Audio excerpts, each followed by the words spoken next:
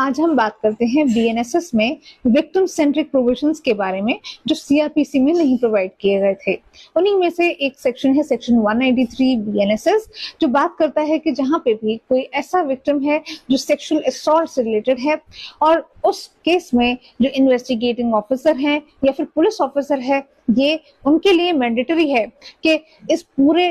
Case की जो investigation है उसके रेस्पेक्ट में इस विक्टिम या फिर इंफॉर्मेंट को इस पूरी इन्वेस्टिगेशन के रेस्पेक्ट में प्रोग्रेस इन्फॉर्म की जाए, और वो भी 90 डेज के अंदर।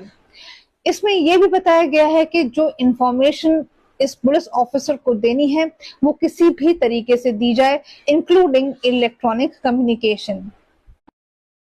इसी कंटेक्स्ट में सेक्शन 193 का सबसेक्शन 9 बात करता है उन केसेस के बारे में जहां पे ट्रायल शुरू हो चुका है और ट्रायल शुरू होने के बाद ऐसा पुलिस ऑफिसर को लगता है केस की इन्वेस्टिगेशन और होनी चाहिए, तो जो कोर्ट उस केस को ट्राई कर रहा है उनकी परमिशन से इस केस की इन्वेस्टिगेशन और फर्दर एक्सटेंड की जा सकती है, पर 90 डेज के अंदर ये इन्वेस्टिगेशन कंप्लीट होनी चाहिए। और अगर जरूरत पड़ती है तो उस केस में कोर्ट से फर्दर परमिशन लेकर भी इसको एक्सटेंड किया जा सकता है।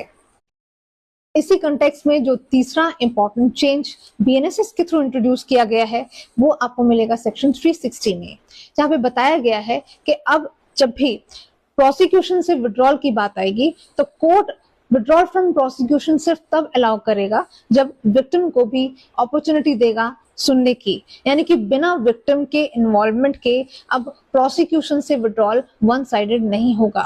तो ऐसे में विक्टिम को भी हियरिंग की अपॉर्चुनिटी दी जाएगी कोर्ट के द्वारा।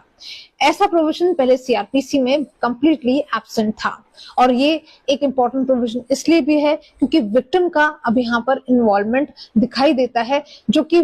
काफी इंपॉर्टेंट होता है अगर हम क्रिमिनल ज्यूरिस्प्रूडेंस के पॉइंट ऑफ व्यू से देखें, क्योंकि विक्टिम एक ऐसी पार्टी होती है जो कि मोस्ट अफेक्टेड होती है, लेकिन फिर भी उसका इन्वॉल्वमेंट आप नहीं देखते हो पूरे क्रिमिनल जस्टिस सिस्टम में।